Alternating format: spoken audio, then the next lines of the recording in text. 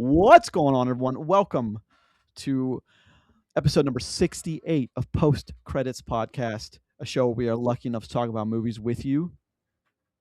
This is episode 68, which I already said, but recorded on Sunday, February 8th. What am I doing? 2026. Get posted to podcast services on Tuesday, February 10th, to the usual spots: Apple Podcast, Google Podcast, Spotify, Amazon Music, Podbean, and then YouTube.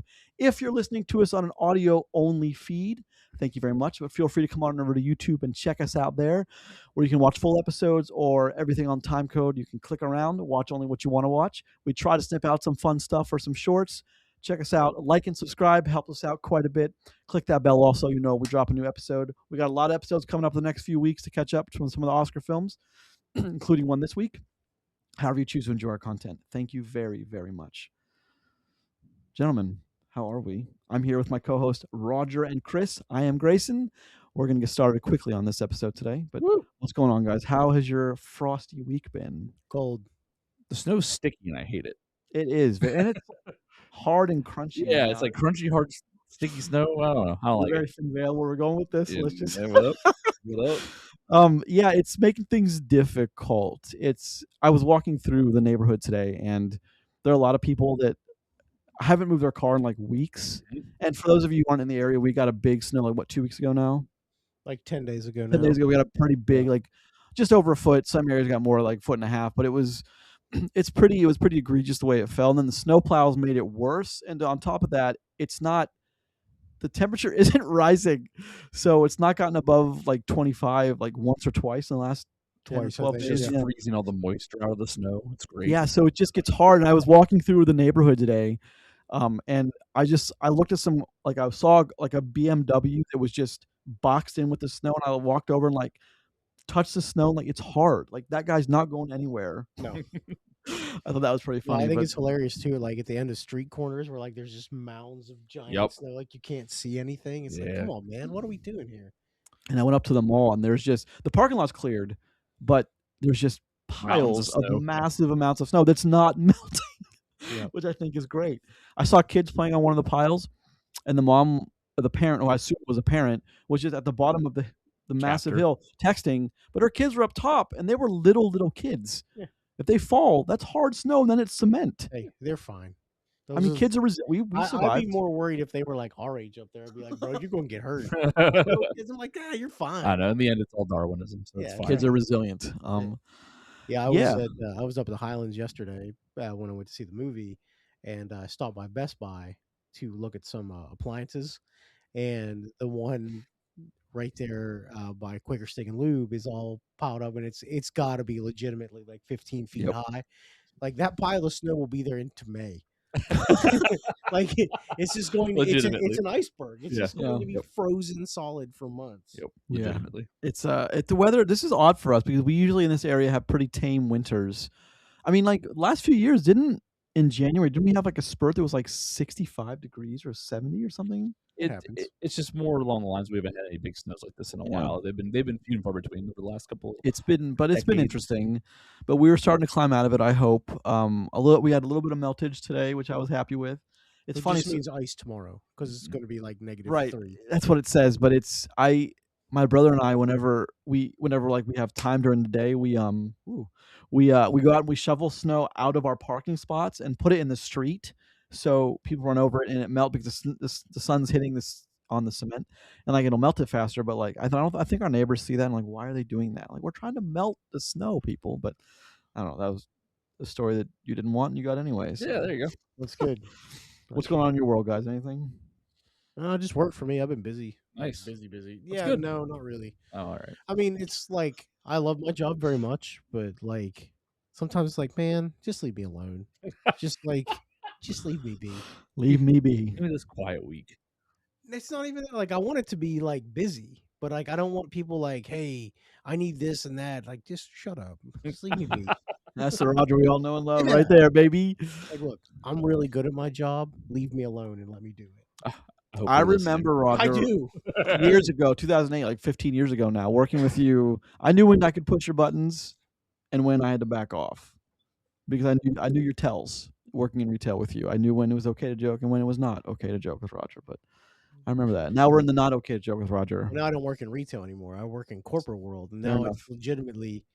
Did you see where it says "Do not disturb"? You know what that means? It means do not disturb. Amen. Amen. What about you, Chris? What's going on? Not much. A lot of sports stuff with the kids. Busy week, and then here we are talking about a couple of movies. So. It is Super Bowl Sunday. It is. Which is just kicked off in our world now, actually. Oh, yeah. Super Bowl Sunday. So I didn't even know that. This will be the first Super Bowl that we can't watch in the studio while we record. This is a sad day. Yeah. Interesting how that works, isn't it, boys? I mean, I can still turn it on. No. We're not going to do Who's that. even playing? The Seattle Seahawks and the New England Patriots. Yeah, sports ball. Woo, go. Sure. Score those goals. Let's talk about what else got going on. Anything? Should we get into the movies? Yeah, let's start a show. All right. Once again, folks, this is episode 68 of Post Credits Podcast, where we are lucky enough to talk about movies with you. Let's start by taking a look at the box office. You guys have a guess what the number one movie was this week? I haven't seen anything at all, so I have no idea. This is, so number one, kind of a surprise. I don't know what I expected. Send Help did another 10 million for a worldwide of 53. So that movie's doing okay for itself. Yeah. Solo Mio, number two, Kevin James, 7.2 million for a worldwide of 7.2 million. Somebody said that was going to be a big deal. I can't remember who it was, though. It's fine. I think it was you, Chris. I don't. That sounds just like me. It kind of does. Oh, there you go. All right, number three, Iron Lung still holding strong, 6 million for worldwide of 34. That beat Solo Mio, so good. Oh, and then the worldwide take anyway. Stray Kids: The Dominate Experience. Do you guys know what that was? Number four. Me neither. 5.6 million for worldwide of 18.2 million. Stray Kids a band? Captures a K-pop group's sold-out performance at Los Angeles SoFi Stadium, combining concert footage and Stray Kids Dominate World Tour behind-the-scenes material. I say that because the ATE is capital, so I feel like you have to yell it. Number five, Dracula, 4.5 million for 33. Number five? Number five. So the domestic is 4.5 million, and the international is 29 million. So this might be the lowest domestic box office opening week we've ever talked about on the show. No, there's definitely been opening week that we've talked about on the show. That actually is legitimate. Since COVID. Yeah, take out COVID times. It's possible. That's certainly possible. Through some and I know it's the first time we ever talked about something that was number 5. All right, number 6 through 10 real quick. Zootopia 2, Avatar, Fire and Ash, number 7. The Strangers, Chapter 3, took number 8. Number 9 is Shelter, Jason Statham. And number 10, Melania. Strangers was in top 5 for one single week, and it's already in top. Jeez. Well, this is not a good time for movies. Well, Strangers 3, Chapter 3 got the dreaded cinema score of D. Perfect. Which is really, really bad, because if you don't know, they capture cinema score from people who saw the movie as they're exiting the movie, and they asked you to give a letter grade A through F. Yeah. And it got a D. Jeez. Buddy. That's when they're supposed to be on a high. Bad. Like, yeah. That's when you come out and you're like, you know what, I like that. That's I like the ending. Yeah. Cinema score tends to lean positive just because people don't want to admit that they just wasted their time. That's and fair. it's still got a D. Well, that's what I'm going to watch this week. For damn. Yeah, so I'm going to try to hit up this week. Let's move very quickly. We have a movie recommendation. Roger, I think it's your week, buddy. So we're kind of in like this weird week of like we're doing 2 movies this week. We're doing Dracula on this one, and there'll be a second episode at some point this week where we're going to talk about the Frankenstein, the Netflix's Frankenstein, which Guillermo del Toro or whatever. Guillermo, who's kind of on a hot streak for Netflix. Let's give him some credit. You know. Fair. So I went a little bit like monster-ish, like monster adjacent. Say it with your chest. Just say buddy, it. We're going with Van Helsing. Yes. Hell yeah. 2004, baby. Every one of us love this movie. Listen to this one. Hugh Jackman, Kate Beckinsale, Richard Roxburgh, David Wenham. Who I thought there was more big people than that. Kevin J. O'Connor. Oh, Alan Armstrong. Yes. Tom Fisher. No. All you needed is Hugh Jackman. You got Wolverine and that vampire chick. That's it. And David Wenham, who was at the time that was just fresh off of his Lord of the Rings. He's the son that the king, the steward hated. Well, no. The other. What's his? I don't know. I would not remember his name. Oh my lord! I feel like I don't know why, and maybe because I saw the movies pretty close together. But like I always equate that. Like I always watch Van Helsing and then want to watch The League of Extraordinary Gentlemen, LSG. But it's the same. It's the same here. Or or vice versa, and it's because I saw them so close together. You know, whenever I saw them when they came out. Well, they're interesting. I mean, movies. there's the MCU team up you need. You need Van Helsing's crew and Captain Nemo. Yeah. Well, here's a question we might ask later: is who do you like? Iron Man was the anchor of the MCU. Who do you anchor for the dark, for like a monster shared universe? Who's your anchor? Casper the Friendly Ghost. It's a good question, but I think Van Helsing's a good choice. You think Van Helsing is a good choice? The character of Van Helsing, I think, is a good choice. I don't know. You have to do him a certain kind of way, I think, and I don't think the Van Helsing we got with Hugh Jackman is the one. Well, I would say Jonathan Harker, because Jonathan Harker has, in some of the vampire lore, has dealings with Dracula and with Nosferatu, so he already kind of has an in. But like, I don't know. It's hard to be like, who do you use as the human anchor for us? Blade. No. Why? Anyway, Van Helsing rules. So let's talk about that for a minute. I think Van Helsing is a lot of fun. It is. But what's the Metacritic, guys? Oh no, we looked it up. So it's what was it? 35. It's a crisp 35. 35. Yeah. So but it's better fun. than. Well, let me ask you a question because like I know it's been a while for me. When was the last time you guys watched Van Helsing? I watch it once a year. Thank you.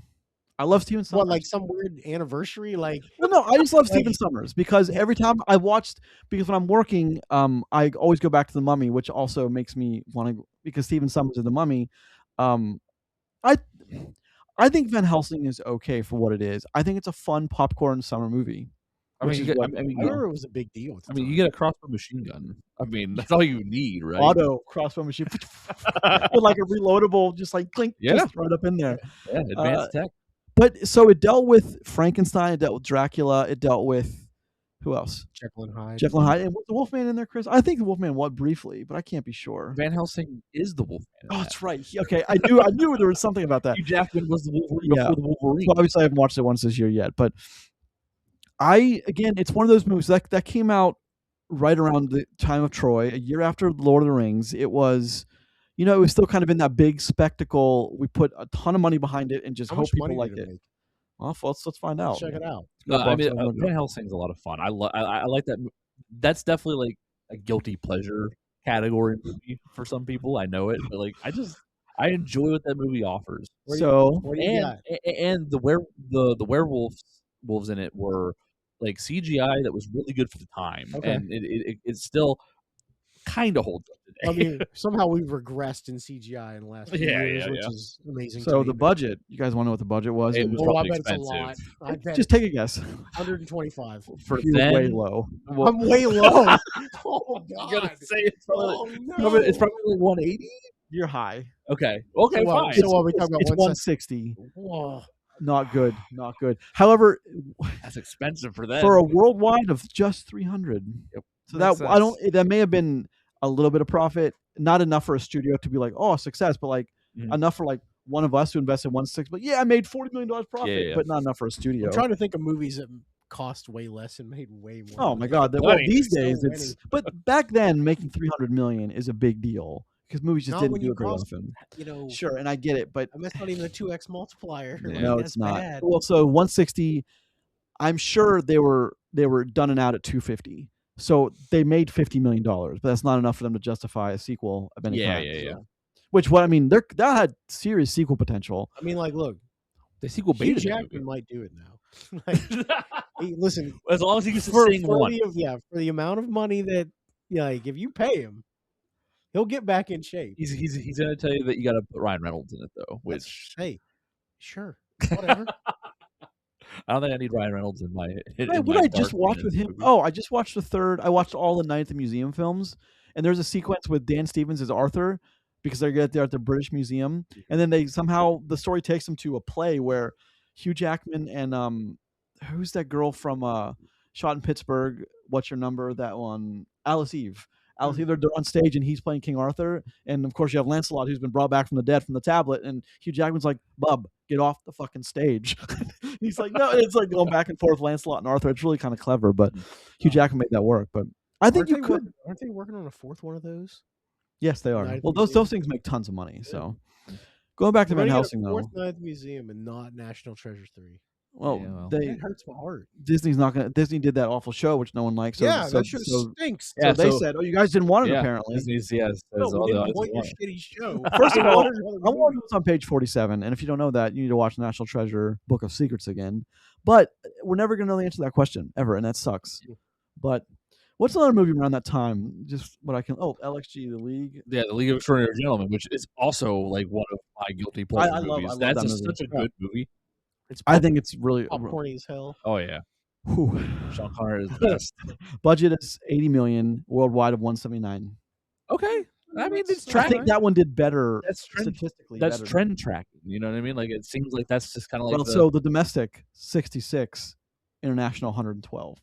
I mean that's not bad actually. No. You know, for us, being 33% of that. It just shows America. So that was what? That was also 2004. That just shows America's dumber than the rest of the world. When was the last Mummy movie? 2008 with Tomb of the Dragon Emperor. Okay, wasn't there a Mummy movie right around 2004 too, or that was the second one was in 2001. First one was 1999. And then it was like because it was a long gap. Okay, Scorpion King was after that, wasn't it? Why do you mention that? That's Did that 2002. movie make a bunch of money though. I think so. It did because everybody wanted to see Dwayne Johnson in the movie. Like I made a bunch of money. Yeah. But then they made several of those. Yeah. And they actually made. Well, they put him in a movie, and then they made an actual Scorpion King movie, which was such a bad movie. Yeah. So of the movies that we've just talked about, Scorpion King has the best budget to box office. Budget was 60, worldwide 180. Hard to believe that those three movies, the Scorpion King did the best statistically. Everyone was very curious on Dwayne Johnson at that point too. So. But look, you guys remember the CGI on? Oh, it was bad. The second, it was like rock music video bad. Yeah, it was bad. Yeah, it was PS2 era bad. It was. It's like if you took. So I remember, is his face on the giant scorpion or whatever? It looks like you turned a football long ways and drew his face on it. Like that's what it looks like. Because when they kept like animating, he kept going like this, like snarling, and that's what And he doesn't say a single word. Yeah, it's just him. I think the second Mummy movie though is among the best original and sequels. It's on that list. So Van Helsing, good choice in my opinion. Yeah. It's fun. Listen, fun matters. Fun does matter. Will it make it out of round one in the battle brackets? We'll have to see. Well, we're gonna find out next week. Soon. We now have a complete bracket with that entry. So we will. The cornerstone of the bracket. Watch it just squeak all the way to the finals. Like just it'd be wild if Van Helsing. Van Helsing versus Terminator in the final. Grayson's gonna lose his mind. I like how you think it won't be Wizard of Oz there at the end, but all right. Yeah. If you guys are going to pass Van Helsing to the end and you don't care about good movies, I'm just saying. Because it's going to have to go up against Wizard of Oz or Terminator before that. To quote someone from a few seconds ago, fun matters. You guys are a bunch of... You think the Wizard of Oz is fun now? No. I mean, it kind of holds up. There's a lot of racial speculism on it. Well, it's kind of fun to look at these days. The territory of the 1930s, you know what I'm saying? Gone with the Wind, like maybe. It's actually playing locally, but for all the Oscar films. But all right, so that's a movie recommendation. Hold on, where was that available though? Well, I don't know. Oh, who knows? Stephen Sommers. I really wish he had done more. Where's it available? In some shelled out Blockbuster somewhere in a pile on the floor. Unfortunately, it's only available on Prime to rent. But that's the case a lot lately. But for $4, if that, it's worth the hour and a half you're going to spend. I bet you get the DVD on eBay for 99 cents, or any of the stores that have them, and or like Kroger's probably still trying to sell his DVDs from back in the day. Yeah, find an old red box that didn't get taken back yet. All right, let's move on. Oh, hold on. So when I was at Best Buy yesterday, this is the first time I've been in a physical Best Buy in, I mean, good God, a long time. Okay. And it's so weird that they don't have any media stuff anymore besides the video games. Yep. And I'm just like, well, look at all these small appliances they have now. Man. Yeah. Strange. All right, let's. And then I looked at the price of RAM and SSDs. Oh, And thought, don't do that right God. now. Oh, they're bad right now. I mean, like, dude, there's like $250,000 sitting on this table in front of us right now. AI is making RAM extremely expensive. All right, gentlemen, let's move recommendation. So as we move into Dracula for the discussion of the week, I want to just pose a question. Okay. Because it's been attempted a couple of times now with with Dracula Untold, which I actually really like that movie for my own reasons. And then tried again with the Tom Cruise Mummy movie. They've been trying to get a dark, what was it again? Dark universe. A dark universe off the ground, similar to the MCU, where characters just kind of go in and out. However, how would you do it? And let me just start off by saying the reason I like Dracula Untold is because with the Charles Dance character, with the Dracula character, I thought they did that right with the character of I forget his name, who was Bard in Hobbit. Luke Evans, I think. Yeah. He goes through and he sacrificed himself for, after he gets rid of all the vampires, he sacrifices them. It's a kind of an epic thing. An otherwise bad movie, then it cuts to current day London in 2014, and Charles Dance is there. He's there, and his wife, who he tried to save and couldn't, is there, and he like one of those like, I recognize you in time. I thought that was a cool way to start the universe. Obviously, you guys didn't, because no one cared for it. But by you guys, you mean everybody? Everyone but me. Yeah. Okay. I just want to clarify. You people. What do you mean, you people? So how would you guys do it? And like, I guess the question is, who do you Tony Stark anchor it with?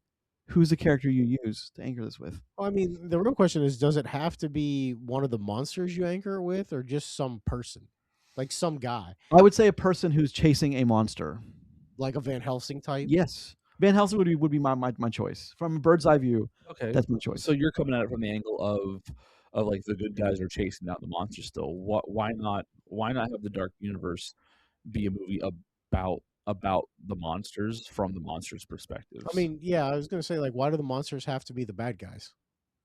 Well, they can be the bad guys and still be the focus, though, too. I would argue. Yeah, but I mean, so let me explain what I mean here, right? Yeah. So, like, let's say if you wanted to redo a vampire as part of this, because like obviously what we have now doesn't really fit. Mm-hmm.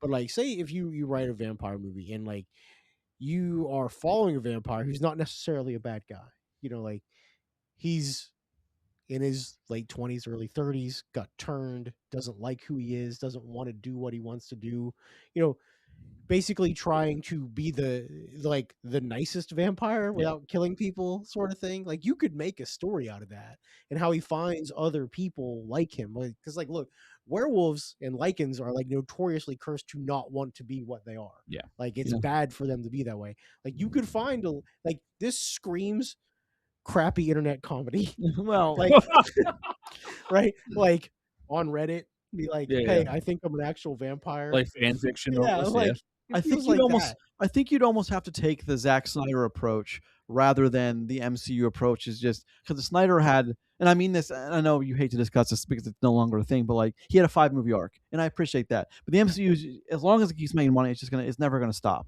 Mm-hmm. I appreciate there's 5 movies, so let's say the monster movie did it. So you'd have to. The classic ones are what? Frankenstein, Dracula, Wolfman, Frankenstein, Dracula, or Frankenstein, a vampire. Doesn't necessarily have to be Dracula. Oh, could be Nosferatu, sure. Okay. I mean, like, there's a little bit of leeway with that because, like, werewolves are basically unnamed. Correct. Okay. Like, we don't have like an alpha named werewolf. Yeah. So, yeah. So Frankenstein's monster, a werewolf, a vampire, a mummy, and then what else after that? Do you do a ghost? Do you do something else? Like, well, I was saying you could do like a good 6-movie arc with that. And I like because Dracula gave me ideas watching this. I know, Chris, you didn't quite get a chance to catch it, but I like the idea of the combination of Dracula and Van Helsing, of a man who feels obligated to do his job and then is cursed. And then I kind of like that, where like he goes through the ages, and then of course we meet up with some of I like that approach. I think that could work for a dark MCU. I mean, yeah. So, but like, I mean, you have to go. I think you don't have to play a long game with the amount of movies that it takes to kind of get, like you said, like almost Snyderverse it in a way. Or, I mean, it's something that's built for longer form content, like, but not TV show. No, TV show. It would be more like It'd be a premium TV show like HBO. Yeah, something like that, or even like miniseries territory, where you have time to explore everything, but you don't have to like dig into like a long-term investment to get to tell the entire story. But you can give every single character that's going to be here their time and their purpose. Like that's a the biggest 5-episode shot. Yeah, like, but that's the biggest thing. Giving the characters meaning and purpose would be the most important thing, because if you're going to explore this either from the good guys chasing the monsters or from like the monster like point of view angle, having time to tell you who the villains are, who the monsters are, is going to be the more interesting point, because we've seen plenty of Van Helsing, we've seen plenty of Blade, we've seen plenty of all these things. We haven't really seen, like the actual monster side explored, except for very very specific works like the Frankenstein movie we just watched. Well, the Dracula Untold did that really well too. Yeah, but I think those are the more few and far between, things too. Of course. And nowadays, people are more into the anti-hero or the villain stories a lot of times anyway. Yeah. So I think they would resonate better. Who I would have anchor that, I'm not sure, because in the end, I think you almost have to have a reason to bring these things together, or have a reason to have these have them show up in whatever order you have them in. So there has to be something that's hunting them. Actually, I'm going to change my answer. I think I would have Dracula be, or the vamp. I think Dracula, because he works with, because you have Dracula, which goes into the Bride of, well, doesn't Dracula make a appearance in the Bride of Frankenstein? Maybe I'm remembering this wrong, but I definitely, I would have Dracula be, I think I would have, I like your idea of having one of the monsters be the main anchor point, but like, he's trying to redeem him. I like the idea of someone trying to redeem their soul to go to heaven instead of hell, which is it's a very vampire thing. So I guess him answer to Dracula. I think it'd be really cool. I think I agree with you, but in a different way. I think I would have Dracula be the antithesis force for the other monsters. I think Dracula's still the big bad. Yeah, it almost feels tropey though, because here, the way vampires are portrayed in just about everything. This is a sidebar to the monster universe thing. Vampires are either like we're following them and that's who we're learning about, or like they are hell bent on taking over the earth and everybody has to be a vampire. Yeah. There really isn't an in between, right? Yeah.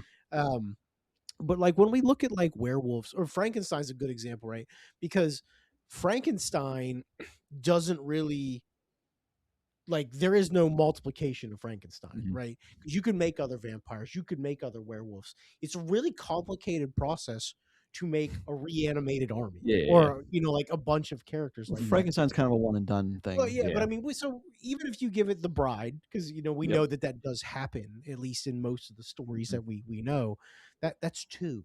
That's two. Yeah, but with how strong that character can be, sometimes two's enough. Sure, two that's like having two Hulks. Two can be a lot, but but then when you try to go past those three, it's like, what else is next? Like that's why I think you need. That's why you need like settle on like, okay, we need either a mini series, we need like 3 seasons of 6 episodes, or like 6 movies. Well, I think Dracula works as the bad guy then, because Dracula can have other vampires as in his army, right? Sure. And that gives you kind of like multiple things for them to go against. Whereas, what else is going to stand up to Frankenstein and a werewolf and this other, and a mummy and something else you can throw into this blender of chaos, other than someone that has things that can be replicated, which I think vampires seems to be the easiest one to read. I think so. Well, that are zombies, and zombies are kind of whatever. So I'm going to toss out the mummy. I mean, he's got to go. I don't think the mummy works in this. Like the mummy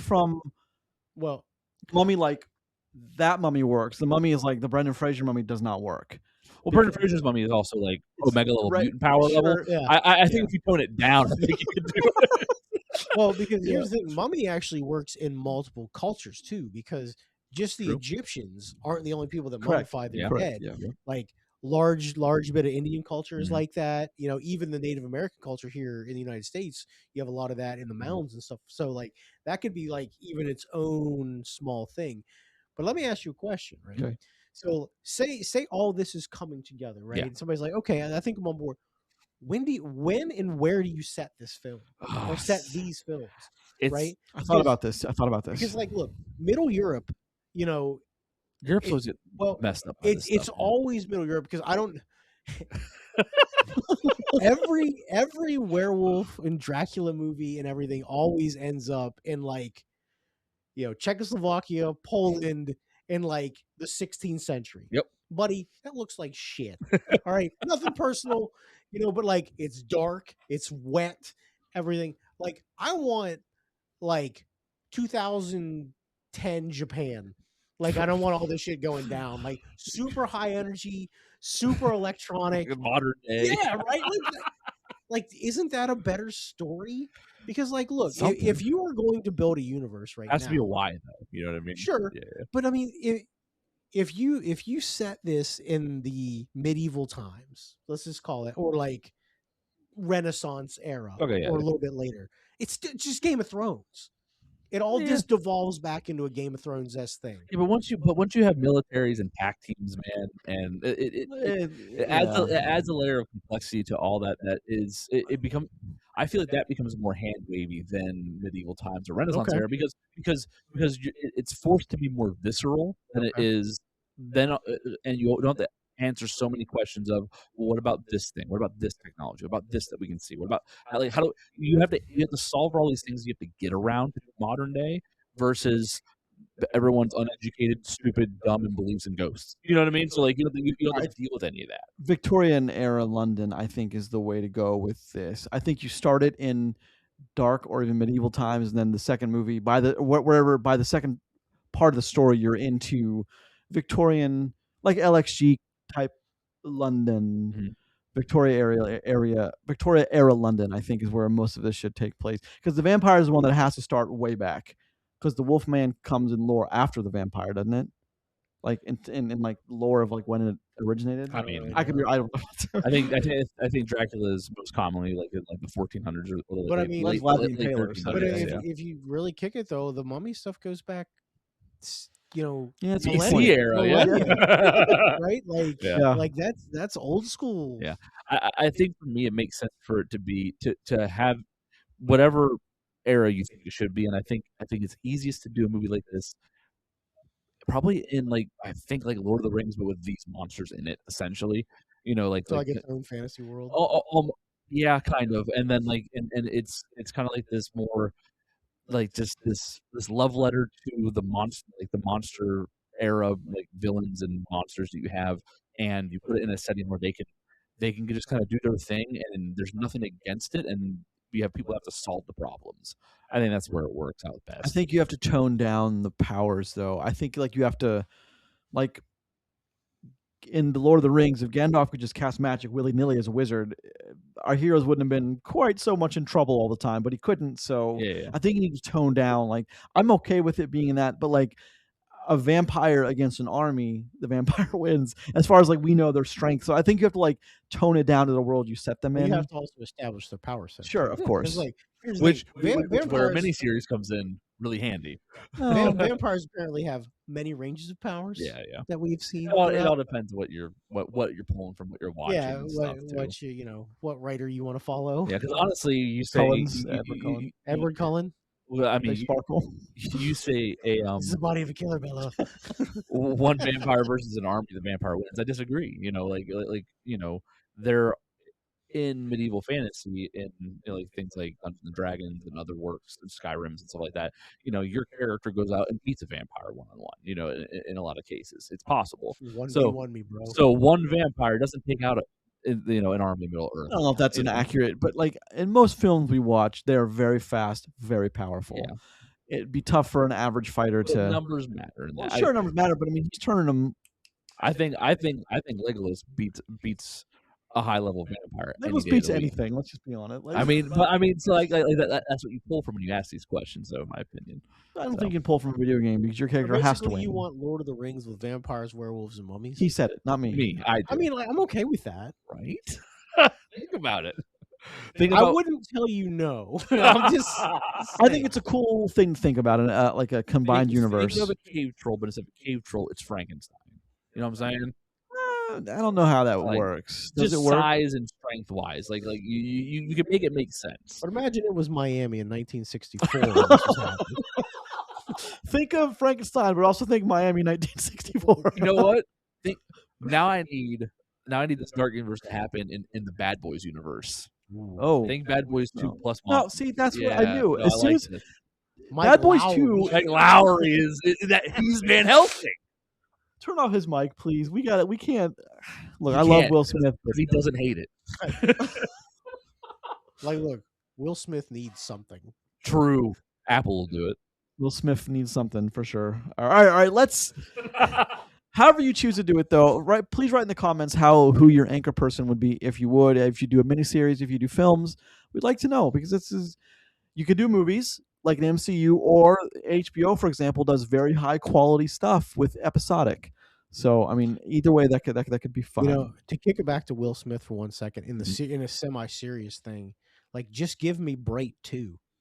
Oh yeah, give me the Bright movie that they promised us 10 years ago and never did, and I would still watch it, because I think Bright, the idea of Bright is a good idea of a movie. Mike Lowry, Vampire Hunter. That's all I need. On that note, let's move on to the movie. All right, gentlemen, let's talk about Dracula. And I know, Chris, you didn't get a chance, but feel free to chime in. I know you got some good insight over there. So, Roger, do you know what the numbers are for Dracula? I have no idea. I haven't seen anything. The tomato meter is sitting at 56, and the popcorn meter, 80. 80? People liked it. People liked it. I'm happy to hear that. I mean, all 7 of them that saw it made no money. So, but the Metacritic's saying a cool 45. Not great. Not great. Not great, Bob. Not great. When I went to see it, because so that was the other thing too, is it was only available at one of our theaters, which was different. Yeah. For the first time we've run into that, I think, in a while. There were some people in my theater though. Like, I was surprised, because like I definitely felt when I walked in, I was like, look at my figure. How many people do you think are in here? She goes, I don't know. I was like, you think it's just us? Because like that happens sometimes. Yeah, it does. This was a Saturday at 6:45, and there was a handful. So I saw the one after. I saw the 9:40. I was the only one. Yeah, that's about right. Dang. I mean, that's about right. It was cold, and it was. Yeah, that's what I mean. Well, listen, I went cold. At the peak time. Yeah. Cool. I was the only one. I think I was like, the manager told me that like I was like one of 5 people in the whole building. The whole building. Yeah, that makes sense. Yeah. Anyway, so let's get, and then we'll do the thumbs up, thumbs down. Caleb Landry Jones, Zoe Blue Siddell, Christoph Waltz. He's the big pull. He's always the big pull here. Christoph Waltz, Matilda DeAngelis, Evans, Ewens, Aoid, and Guillaume de Del Toro. Guillermo del Toro. No, stop. Guillaume de Tonquédec. If I mispronounce it, I'm so sorry. And directed written by Luc Besson, so that matters. So, all right, you want to lead us in? Yeah, sure. So we're talking about Dracula of 2026, and we're going to do our thumbs up, thumbs down if we liked it or not. In 3, 2, 1. I liked it. Right. I really liked Dracula.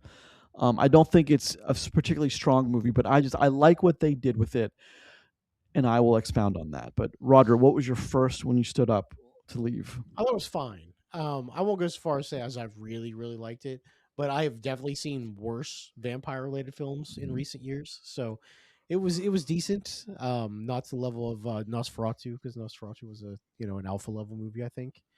But it was good. Like, everybody puts on a performance. The only issue that I have with this movie, and it's a minor one, and this is just for me, is they do a good job of explaining how he becomes Dracula. Mm-hmm. Like, he curses God, and God cursed him back. That sort of thing. But they never explain like his powers. Okay. Like how he develops these things. All we know is he's really old and he's been around at this time for about 400-ish years. 400 years, yeah. And that's really all we get. But, he's got like hand wave shut the door. I've spawned little gargoyles all over my house. They're little stone creatures that he can just do. And I think that's interesting. Like, I like that. But like, they never explain it. Yeah. He just can do it. Well, I think I like the movie, but then again, I'm also a big fan of the Coppola film with Gary Oldman, and that's all. I think this movie is just a lesser. Right? What's that? That's Bram yeah, Stoker's. I think this is just a lesser version of that. It's a toned down version, but this one focuses more on the love aspect, and the other one didn't. And this one doesn't have Keanu. It does not. It does not have Keanu. In a what is legend? What is people say might be one of his worst miscast roles ever. But that was supposed to be somebody else, but Johnny Depp. Yeah, I was gonna say it wasn't supposed to be Keanu. Nope, they changed it at like the 11th hour. But I really like this one. I like the Gary Oldman one too, but that one is super long. This is just a tad over 2 hours, Roger. The other one is super long, and it's much more of a dedicated watch. This one's, I think, much more of a casual watch, but this one focuses on the love story, kind of the mesmerizing of Dracula, kind of the sexual and seductive nature that Dracula has, which I really kind of appreciate, because I think we forget all the vampire stuff. I think it's movies that don't focus on that is kind of a disservice, because vampires, as part of the vampire lore, is the seductiveness of it. There's a lot of that in this movie, but I feel like they only like use that halfway. You know what I mean? Like they use it as, or he uses the fragrance to like get people's heads to turn and to notice and to help do things, but like that's really all the extent that we get of it. And like vampires are generally like, almost every vampire story we get, they go one of two ways. One, either extremely violent and bloody, or extremely sensual and sexual. Mm-hmm. Like those are the two versions of vampires we get. And this is like a little bit of both, but never too far one way or too far the other. I don't necessarily think that that's bad. It's just a little bit different than some of the other stuff. Because like we see people get torn apart, you know what I mean, in this movie. Like we legitimately get a scene with Dracula once he's back to full strength, like the Darth Vader scene in fucking Rogue One, where he's just walking through the hallway, just beating the piss out of everybody. And I'm like, that's what I'm talking about, the power level. Like we have the army there, what I assume is like the Prussian army or someone, something like that. And like they're just they mean nothing. They're just paper to fall. They just that's what I don't like about. I understand you're talking about a vampire movie, trying to set it in somewhat of reality, but also there's an element of a bit of a fairy tale here. And I think now, Roger, did you? I would ask you, Chris, but you didn't see it. But this question I was going to ask you guys is like, these seemed very. It seemed like they wanted you to know that these were sets. Because like I was very aware, like especially the inner courtyard of the castle, when you walked in, it's like a box. It's like it's almost like they didn't try to sell it to you as a real thing, and they were like, oh, I'm like, oh yeah, I'm very reminiscent. I'm very aware that's a set, which then pulls me out of the movie, which I don't like. But I'm also like, it's part of the fairy tale and the lore of kind of telling a vampire story, which I kind of dug in a way. Do you kind of get any of that? I didn't really feel like that along the castle side, but I could definitely see it from like the when they're in town, when they're going from like the street to the inn to like the party and all that. It really does feel like they're just moving set piece to set piece. That's kind of what I thought. Yeah. I kind of got that vibe too. And I want to just take 1 second, like it's not a really open world. Right. It's just I want to take 1 second and do you guys remember the last voyage of the Demeter?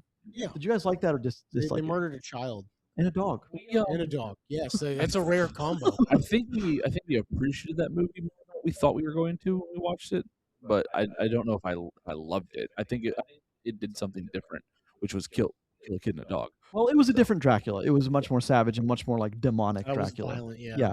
Violent, tear everybody apart, kill them all. Of course, we had Nosferatu in the end of 2024, December of 2024, which Dave Eggers, one of the Eggers, did a great job with. Eggers. What's that? Isn't it Robert? Yeah, Robert, one of the, sorry. He did a great job with Dave. that. Go Dave. Dave Eggers.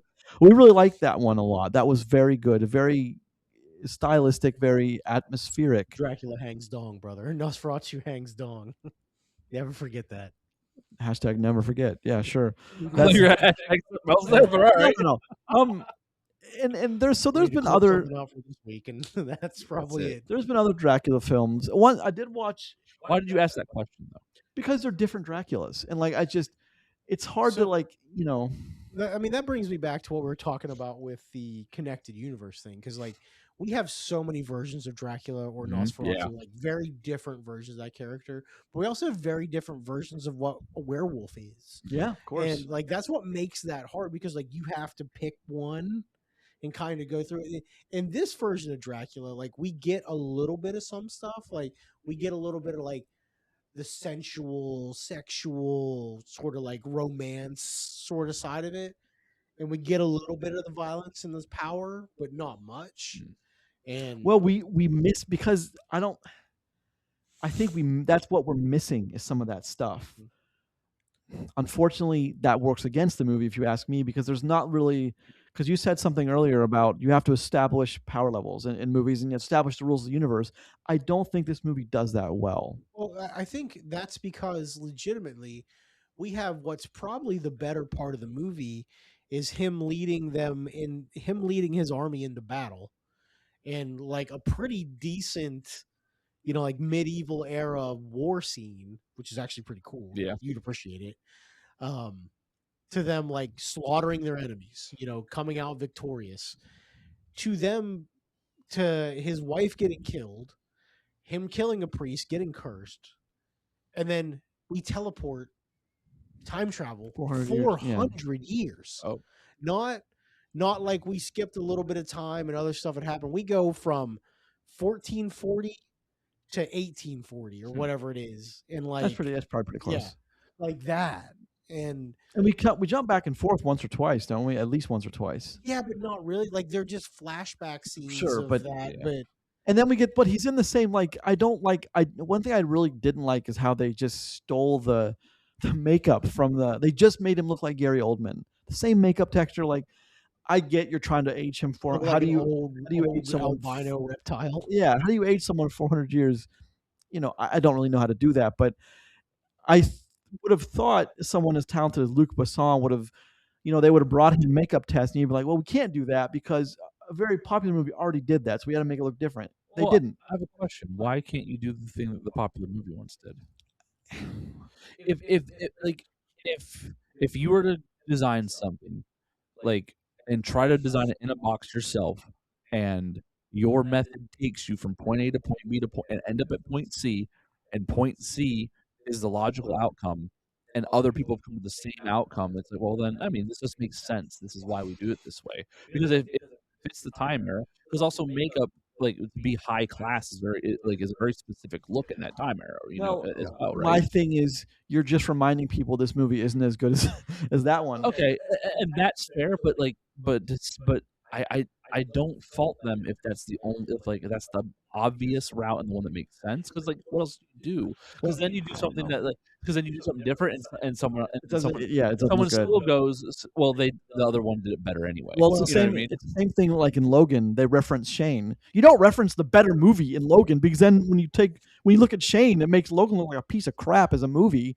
That's a problem. The thing is too is, well, Grayson, I agree with you that they do make him look like the Bram Stoker's Dracula, but he also looks like every old vampire we've ever seen. Sure, and that's fair. And again, if logic takes you to that place, then it just takes you. This is kind of a joke, but only a little bit. Do you guys remember back in like Blade Trinity when they show like the really old vampires? I was gonna say that, yeah. No, that's what he looks like. I was thinking he's got like super long hair. He basically looks like a mummified version of himself. He's really super pale and talks really weird like this because I don't know why. I was thinking of the vampire leaders in Underworld. They're the same thing. Oh, right. Exactly. Yeah. You know what I mean? Exactly the same. Yeah, they've been around for 1,000 years or whatever. And at least in this one, like when he starts to feed again, like he gets younger again, which I appreciated, because that's not always the case in those movies. Because he basically feeds himself back to full power. Yeah. Another thing I want to talk about is Caleb Landry Jones. How a lot of people probably didn't know his name. I'm willing to bet, but I like the casting him as Dracula. I think he does a fantastic job as both the young Dracula, the old Dracula, and the young one again, as the story about ping pongs back. The problem with this is Christoph Waltz. Every scene he's in just steals the scene, man. I watched Inglourious Basterds and Django this week, so I got a lot of Christoph, and he's in Frankenstein. A lot of Christoph Waltz this week, which is never a bad thing, but he's a scene stealer because he is so talented, that guy, and he's playing. No, he's playing Christoph Waltz. Oh, is he at that point in his career? Is he not? I can imagine his agent. He's like, I've been a Nazi. I've been a cowboy collecting bounties. Vampire hunter. I'll do that. Say yes. It's like, also, I heard they're making a Frankenstein movie. Can I be in that? With Christoph Waltz, you know what you're getting. You know you're getting an established actor, an Oscar-winning actor. Someone you trust. Yeah, that will bring gravitas to whatever character he has. The only problem with that, and this is not his fault because he's very good at what he does, is every one of his characters to me just sort of blend together just because of the way he speaks and his inflection. You know, ever since Hans Landa, they've all been Hans Landa from Inglourious Basterds, which I assume is just how he is in real life. Like, I would love to have a real conversation with this dude and just wonder if it's exactly the same. Christoph Waltz want to come on the show and talk about this. Be talking about a soccer match or something. He'd be like, "Oh yes, I'll be the Zang." Like that. Yes, Roger, my good man. Can you please hand me a water out of the fridge? Cigarette? Cigarette? Do you mind if I smoke my pipe? That's what I think. I really do hope, Chris, you catch this when it comes on streaming. If you don't catch it theatrically, I think you'd like this one. I really do. It's decent too because, like I said, they do have a nice, some like really medieval fight going on, and he just slaughters people. But like, it's not like he's overpowered slaughtered. Like, their army, they do one of the coolest things I've ever seen in the fight scene. Like, they take whatever the equivalent of gasoline, tar, whatever, and as they're getting ready to, the other guys are getting ready to charge, they light it on fire, and they just stop dead in their tracks. And once they stop, they bust through the fire and just start kicking the shit out of them. Nice. Well, we see the dragon. That's the I'm like, Dracula. hell yeah, brother. Hell yeah. Where I think the movie gets, I like what you mentioned earlier, Roger. I like what they did with he's 5 seconds too late to save the woman he loves, or like, was it ever even? Did he do that, or did the person in front of that took this? He had a knife, and it's very ambiguous. I think on purpose. Yeah, okay. Because like, he may have been the reason she died. I think he kind of holds that in his head, but we don't ever get a really response to that. But I like the cursing, killing the priest. He does kill a priest with the crucifix or the cross, as you do. The staff he breaks it. As one does, and then we see the Christ on the cross starts to bleed from his eyes, and that's what the curse. And then he's cursed, and then I like the idea of being cursed. Like, all vampires are cursed. Especially Dracula. Dracula's cursed, very cursed. I like that what the movie was bold enough to do, take the time to set up that story and tell it. I think where we get lost in is the second part of this movie where he spends the time looking for the reincarnated version of his wife. He gets super philosophical, saying a soul of a pure person can be reborn over and over again, which is not an uncommon theme that we've seen. Reincarnation and all that. Through history, it's everywhere. Yeah. Yep. And I mean, it's stuff we've gotten in Dracula stories before. You know, like, he's always trying to find his true love, or, you know, some version of that. So like, that's not exactly new in this world. The only problem that I have is, like, it gets kind of weird because when we're just basically following this woman who is the reincarnated version of his dead wife, and he's turned a bunch of vampires. Are they outside of Paris? Somewhere in France? No, they're because we see the Eiffel Tower. The Eiffel Tower. Yeah, so they're outside of France on the countryside. But we can see the Eiffel Tower. We can still see the whole city. Yeah. And he lives in this giant mansion, castle, whatever you want to call it, and no one just ever realizes it's there. Huh. Like, that's something that's so weird. It's like less than a day's ride from the city. You know, it's like something you'd know is there. Everyone would know is like there. 20 minutes outside of Paris. I mean, it looks like the Beast Castle. That kind of reminded me of. It's every generic European castle you've ever seen. Yeah, and that's kind of, I think, bad. But I also didn't. I really didn't like the gargoyles. Okay, I understand that to a small point. I don't understand how they exist. It's like a cat lady. That's sort of. But they're children. Yeah, so that's the weird part. But you don't know this until the end, right?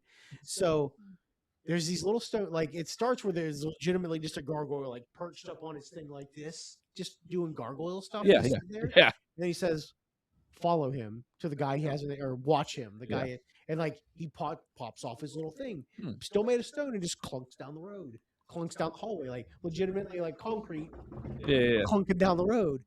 But like, turns out there's hundreds of them around the castle, which is fine. I get it. You'd have a lot of those things. And then at the very end, once he's defeated, or once the curse is lifted, once the curse is lifted, they're little kids, and like, in underwear. Yeah, like, it's exactly what they are. It's odd. They all have shaved heads. They all have loincloths, and that's it. and they just come pouring out of the castle. Like, but there's no we don't. I'm assuming they were the gargoyles. I don't. You're led to assume if they weren't that, I don't know what they're in there for. Then, but yeah, we have no idea how they got there, how they became gargoyles, and what like. I mean, that's one of the problems I have with this movie. And like, look, I'm not the guy that needs explanations for everything. I really truly don't. I do need some explanations for some things. I don't need explanations for everything. Explain this. Well, what at least allude to it. What it seemed to me, and what I couldn't get out of my mind was when Christoph puts it together and Dracula's been in the town and all that happens and they go back to his castle. It reminded me seriously of the townspeople invading the army, which is the townspeople invading the beast castle, because then you have all the things coming to life to defend the castle and all the gargoyles. It's very much like that. And that's, look, if you're going to replicate a movie, not a bad one to replicate, I grant you. But it seemed like that to me, and it never seemed like there were any real consequences for any actions. Again, I know I said I like this movie. I guess I like the idea of it better, but the execution is not great. Well, the thing is, too, is there really aren't any repercussions, right? So I just said, yeah. It just doesn't happen. And you would think after 400 years, there'd be millions of vampires. Like, they would be growing exponentially. That's not the case. They make it a point to say, like, he waited hundreds of years before he started turning people to go find his wife to help him, because he'd seen so many people and it hadn't happened yet.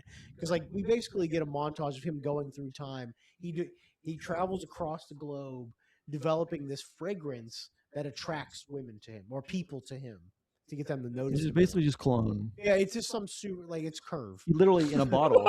Literally, and he puts it on his neck and just it's really just clone. Yeah.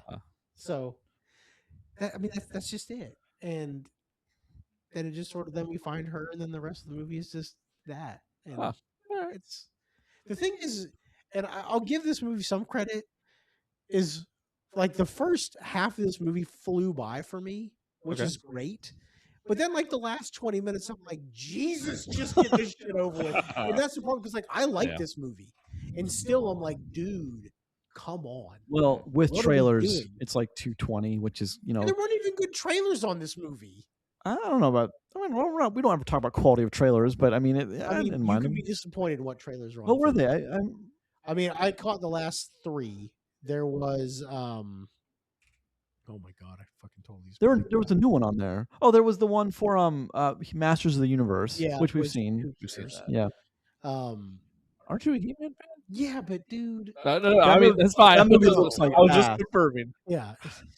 From what I've seen on the trailer, I prefer the Dolph Lundgren one already. Which is really bad. Really bad.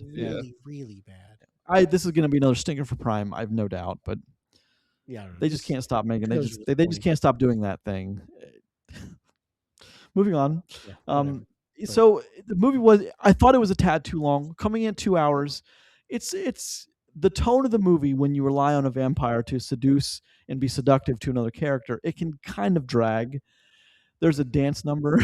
There is a dance number, which you would think would feel out of place in this movie, but they kind of set it up where it's not. Well, it's French society in the Renaissance, so it makes sense that there's everyone's got the mask and everyone's got their face painted white, and everyone's got they're dressed to the nines, and I get why they put it in there. I just don't think we needed the whole number.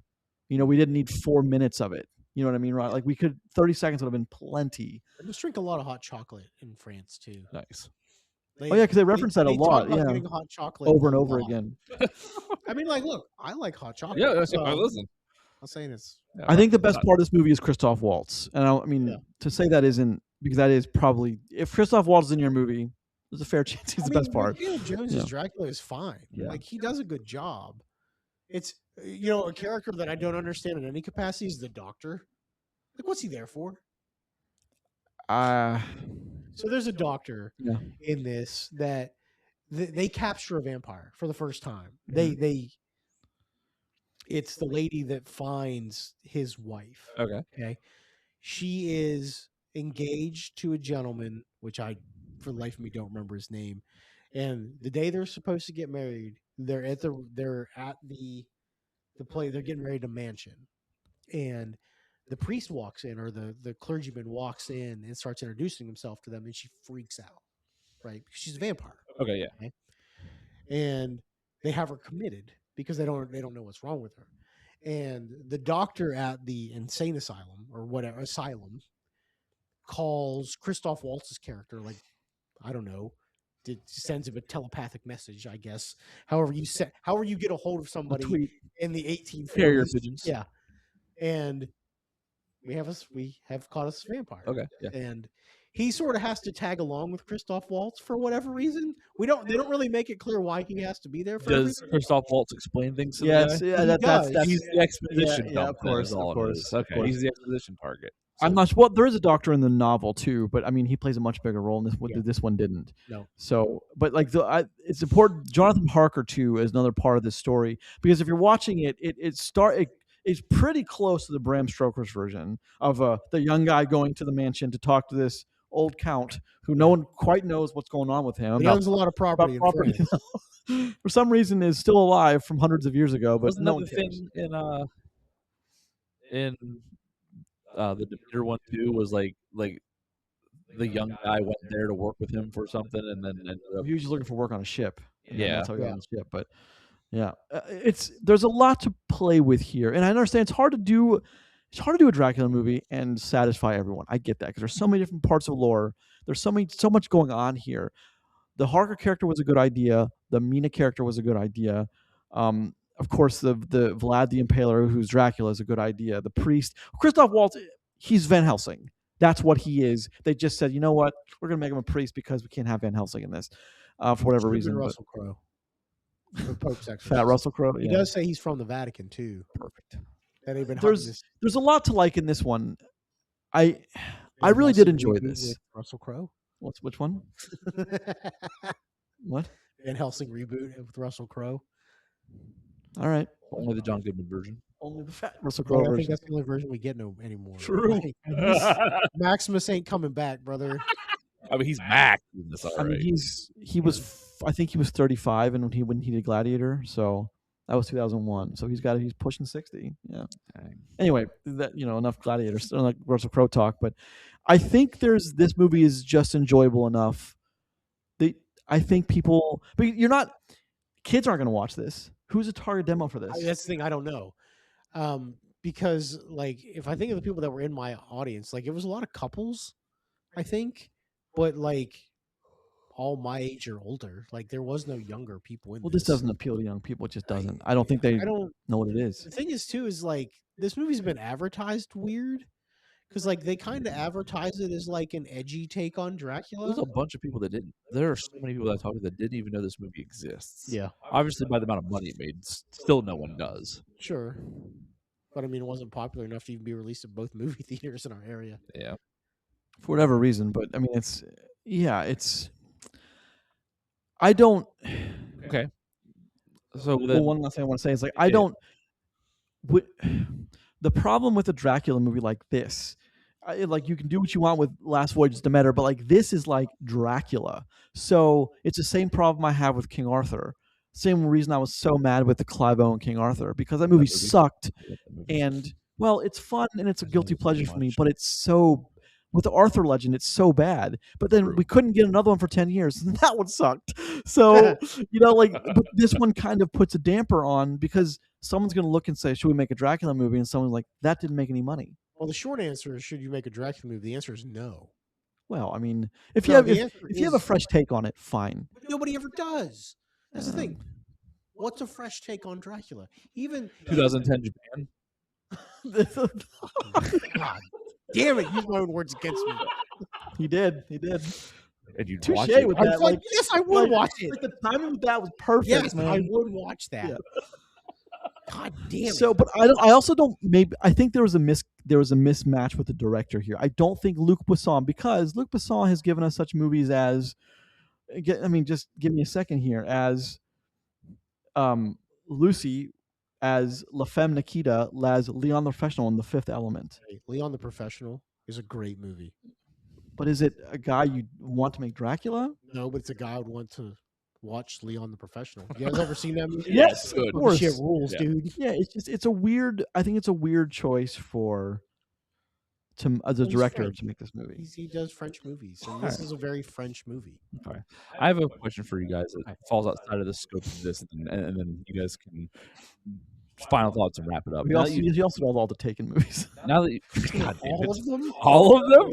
Oh, even the ones that weren't taken, like Cold Storage. Oh, jeez, Taken 1 through 3. So now that you guys have seen this, and we're kind of in the monster movie horror element area at the moment, if you had, after seeing this, what Dracula movie or even just vampire movie would you rather watch? Like, if you had to pick one to watch, it's obviously not this one, but this one was good enough to get your juices flowing. What vampire / Dracula movie are you watching? Can I say Van Helsing? You can if you want. Depends what mood I'm in, because like I really like the Last Voyage of the Demeter. Let's say now that you've seen this, and you're like, man, this made me want to watch this instead. Like, that's kind of like the question. I have a different take on that question. Okay, but it's a Dracula movie that I haven't seen in a long time, but it was a take that I always thought was a little bit different for how he becomes Dracula. You guys remember Dracula 2000? I knew you were gonna say that. I do remember the idea of how he becomes Dracula is that he's Judas, the betrayed Jesus, and that's his punishment. The idea of that, like, no one had ever done that before. That's a damn good idea. A different take on it's different. And that movie's okay. It's just, it doesn't age well because it's very, like, we made this movie. It was very of the time. Yeah, it was very, we made this movie in 1999 and put it out in 2000. Yep. Like, it just feels like that kind of movie. And mind you, this is like when Blade was as big as Blade was going to be. Yeah. So like it's got all like that kind of vibe to it. And to have a Dracula story and have a fresh take on it at all is hard to do. Like even some of the better stuff we've seen, even Last Voyage of the Demeter, which is an okay movie, like we've seen things like that before. We've seen, like that movie itself we've seen before. And Nosferatu, which is a very good movie, is like we've seen that movie too. Yeah. It's very albeit 100 years ago. Yeah. But we've seen it. To have a Dracula or a vampire story be original is really hard. It is. It's really, really hard. Well, if you're going by the book, no one's going to watch it. Well, you have to do something different. That's the other thing too is, but when you do something different, people don't watch it anyway because it's not what they want. Yeah. Because the thing, like other big vampire things is, I mean, think about Interview with a Vampire, like all the Anne Rice related stuff that she wrote. Like she built her own little vampire world, which is, interesting. And then, and I don't really mean this as a joke, but it is funny. And then we had somebody come along 20 years later and do it again with Twilight, where like they took a whole set of vampire lore and turned it to how they wanted to make it and made a very successful film franchise out of it. True. And nothing against Twilight, and this is not a knock on it. Twilight is a poor example of how vampires are, or at least generally portrayed. Yeah. But I mean, good for them for making a ton of money. Yeah. I mean, but they also portray werewolves a very strange way too. Yeah. But I mean, that's not here nor there. But it's hard to take those two iconic ideas and put a fresh take on it, where either people are like, "Oh, this is awesome," or people are like, "What is this dog shit?" That's really what. Well, I think it's because you get two different camps that are exactly what you're talking about. Either you get people that are vampire purists, that are big vampire like lore nuts, or there are people that that don't give a shit. They want to see something cool. So when you please one side or the other, it's almost like it's hard to find that middle ground in this realm, because sometimes when you try to please everybody, you please nobody too, and that's where we run into a lot of like bad monster movie stuff. But then you have like the ones from the 80s, like the Lost Boys.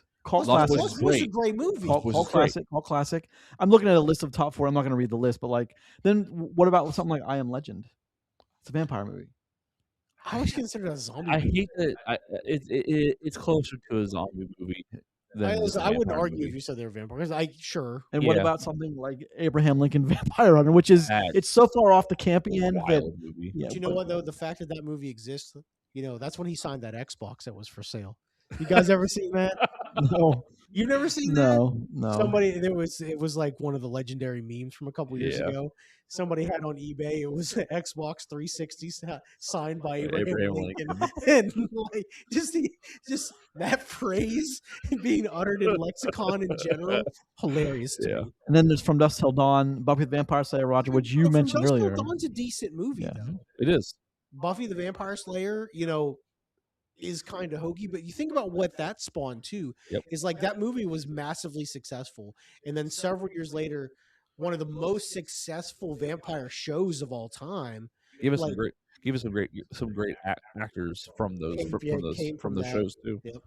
What about Hotel Transylvania with Adam Sandler, the animated? Very successful. Those are good. I like those a lot. Movies. But it's the thing. It's like, what are we considering a core vampire? That's all the question that like we're running out of time on this episode. That's really when, if you ever wanted to make a monster universe, a dark connected universe, you have to pick ground rules and you have to stick to them. Yeah, agreed. And I think vampire is the toughest one to narrow down. 30 Days of Night, like, do you do that vampire? Do you do Blade Vampire? What do you do? Bram Stoker? 30 Days of Night is an incredible graphic novel, and that I like that movie a lot. Movie makes me sad. Oh well. I mean, I like Blade Vampires. I think Blade Vampires actually Blade Trinity Vampires. No. I think the original goal set out by the first Blade movie like was Stephen Dorff getting cut in half. Blade yeah. Well, yes. So I think that those vampires make sense in a modern world. I think they did a good job with it. Sure. I think vampires in a modern world is hard to do without and to still please all the crowds. I think when it comes down to Dracula, I think I want Dracula to be a monster, but not a monster as in like because he looks scary, but like he should be the most imposing mythical creature that exists in your mythical universe. He is the OG, man. And that's the thing. I mean, I think in a world with werewolves and vampires, this and have you, he's the big bad. He's Thanos. He's Darth Vader. Insert all these things there. He's the one that is the fucking problem. And I think, and I want that to feel imposing. I want him to be monstrous. I want him to be evil. I want him to be sinister. But I don't want him to be in the shadows and whiny and fucking mopey and crying and hiding. I don't want. This was kind of a mopey version. Yeah. Do you want Tech Bro Dracula? If he's in 2000 Japan, sure. You know what I mean? Yeah, that's fine. So doing pull-ups, shirtless after he just one last thing, or Sinners Vampire. Like that's a very relevant reference. Sinners, great movie, which we've talked at length about Sinners. Whole episode, go look it up. It's great. Check it out. It is great. We're great. It's a different take on vampires, which is something I appreciate. I would argue that take on vampires is close to the Blade version of vampires. Well, it's in a modern world. It's not dissimilar. It's modern. It's set in a time period. The vampires are adapted to that time period, which makes it valuable. Yeah. I mean, I don't think we're ever going to see vampires in the Jim Crow era South again in a movie, but it's fun. Well, first time. It's very given where we are. The idea of Sinners before we watched it is a wild concept. The success of Sinners might lead to Sinners continued. That's a great title though too. Much better than Sinners 2. Much better. All right, Chris, can your head fit in the room anymore? I'm good at this. All right, Roger. Final thoughts then. As we wrap it up. So, like, here's the thing. I've seen worse vampire movies. I've seen slightly better vampire movies. This is in the upper tier, probably, like upper third of vampire movies, that's not a bad place to be because if you really look at it, there's a lot of vampire movies. And most of them are pretty bad. And to make one that's not bad is kind of a win to me. Okay, fair. Dracula's fine. The thing is, and I mean this sincerely, it'll be a long time if I ever watch this movie again. See, I would watch this movie again tomorrow. If I had it on streaming service, I don't want to pay for it. They've already got my money once. There's a lot of other stuff I want to go watch. But I really enjoyed this movie. I know my enjoyment is up here. I know the quality of the film is down here. But there's just something about this Dracula that we got. I like the whiny mopey. I like the romantic Dracula, which we don't get very often, if ever. I don't have a problem with the romantic Dracula. It's just that's more than half the story. And it's the weaker half. I don't disagree with anything you just said, and you're right. I prefer that. I like the way Caleb Landry Jones played it. I like the way Christoph Waltz played it. I like when they have their moment on screen and he has him dead to rights, and the priest is just like, "Look, you do it. I'm not going to stop, but you got to do it. He's like, he just say it with your chest. And he said it with his chest. They have a great scene together. I really enjoyed this. If you're listening to this and you didn't even know the movie existed, you should check it out. It's close to the novel-ish. Only closer than Blade, I guess. But there's a Blade novel. There's a lot to like in this movie. I can understand someone watching it and not liking it though. So, but I really enjoyed it. Or you can go watch Fright Night from 2011, which I really enjoyed. I just watched that, and the rules. Well, the rules of this movie actually referenced without referencing it was the invitation. They have to be invited in, which is like a big scene in the Fright Night film. But with we don't have established vampire lore. Yeah, like you need hard set ground rules. Yeah. But I think this movie's fine. It's a fine way to spend an evening with someone. Maybe not like a romantic evening, but it's maybe. Maybe we're down for that. What you're into. Yes, to both of you. Mind your business. When me and the wife went and saw Nosferatu, there were a lot of very, very differently dressed people there. So all right, fair enough. Tittering after that shadow cast across the screen. Did you say the word tittering on our show? All right. In the proper context. Correctly too. Yeah. I might add. All right, guys. Thank you for joining us for this episode. Episode number what are we on? 68. Yep. 68. I had to make sure I was right. A post-credits podcast. Thank you. A show where we are lucky enough to talk about movies with you. If you listened to this episode on an audio-only service, such as Apple Podcasts, Google Podcasts, Spotify, Amazon Music, and Podbean, feel free to come on over to YouTube. Check us out there. Turn us on while you're doing work. Whatever it is you do, like and subscribe. Thank you very much for joining us. You've been hanging out with Grayson, Roger, and Chris, and we will see you next week, and also later this week when we talk about Frankenstein from Netflix. I'm pretty sure The Faculty is also a vampire movie if you think about it. It's not. I always consider it an alien movie.